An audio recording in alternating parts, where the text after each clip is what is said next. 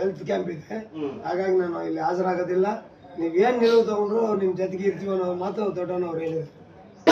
ಬರೀತೀವಿ sir, ಯಾವುದೇ ರೀತಿಯ ಅವ್ರಿಗೆ ಸಹಕಾರ ಕೊಡಬೇಡಿ.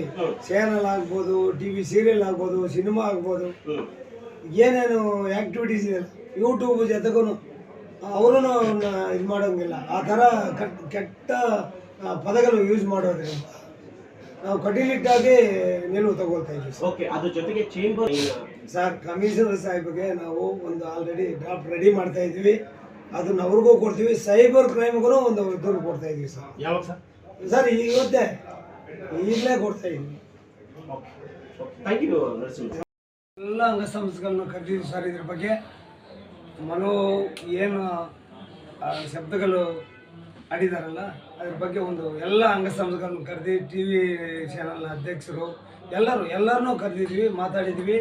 ಅವರು ಎಲ್ಲ ಒಟ್ಟಿಗೆ ಏನು ನಿರ್ಣಯ ಅಂದರೆ, ಅವ್ರನ್ನ ಏನು ಕೇಸ್ಗಳು ಹಾಕಿದ್ವಲ್ಲ ಅವೆಲ್ಲ ತೀರ್ಮಾನ ಆಗೋವರೆಗೂ ಯಾವುದೇ ರೀತಿಯ ಅವ್ರಿಗೆ ಸಹಕಾರ ಕೊಡೋದು ಬೇಡ, ನಾನ್ ಕೋಆಪ್ರೇಷನ್ ಮಾಡೋಣ. ಇನ್ನು ಮುಂದೆ ಯಾವುದು ಸಿನಿಮಾದಲ್ಲಾಗ್ಬೋದು, ಸೀರಿಯಲ್ ಇದರಲ್ಲಾಗ್ಬೋದು, ಯಾವುದರಲ್ಲಿ ಅವರು ಎಂಟರ್ಟೈನ್ ಮಾಡೋದೇ ಬೇಡ ಅನ್ನೋದು ಗಟ್ಟಿ ನಿಲುವು ತಗೊಂಡಿದ್ದಾರೆ. ಎಲ್ಲರೂ ಒಟ್ಟಿಗೆ ಸೇರಿ ಮಾಡಿದ್ದೀವಿ ಇದನ್ನು. ಇವತ್ತು ಟೆಲಿವಿಷನ್ ಅಸೋಸಿಯೇಷನ್ ಅಧ್ಯಕ್ಷರಿದ್ದರು, ಡೈರೆಕ್ಷನ್ ಅಸೋಸಿಯೇಷನ್ ಅಧ್ಯಕ್ಷರಿದ್ದರು, ನಿರ್ಮಾಪಕರ ಸಂಘದ ಅಧ್ಯಕ್ಷರಿದ್ದರು, ಎಕ್ಸಿಕ್ಯೂಟಿವ್ ಸಂಘದ ಅಧ್ಯಕ್ಷರಿದ್ದರು, ವಿತರಕ ಸಂಘದ ಅಧ್ಯಕ್ಷರಿದ್ದರು, ಎಲ್ಲ ಅಧ್ಯಕ್ಷರು ಒಕ್ಕೂಟ ಇತ್ತು, ಎಡಿಟರ್ಸ್ ಅಸೋಸಿಯೇಷನ್ ಅಧ್ಯಕ್ಷರಿದ್ದರು, ಎಲ್ಲರೂ ಸೇರ್ಕೊಂಡು ಮಾಡಿದರು. ಈಗ ಅವ್ರ ಸಿನಿಮಾ ರಿಲೀಸ್ ಆಗಿದೆ. ಸಿನಿಮಾಗೆ ಯಾವುದೇ ರೀತಿಯ ನಾವು ತೊಂದರೆ ಕೊಡೋದಿಲ್ಲ. ಯಾಕಂದರೆ ಒಬ್ಬ ನಿರ್ಮಾಪಕರು ನಮ್ಮವರೇನೆ, ಅವ್ರಿಗೆ ಲಾಸ್ ಆದರೆ ಅದು ಸರಿ ಹೋಗಲ್ಲ ಅಂತೇಳಿ ಯಾವುದೇ ಸಿನಿಮಾ ಅವರು ನಡೀತಾ ಇರೋದನ್ನು ಯಾವುದೇ ರೀತಿಯ ನಾವು ತೊಂದರೆ ಕೊಡ್ತಾ ಇಲ್ಲ.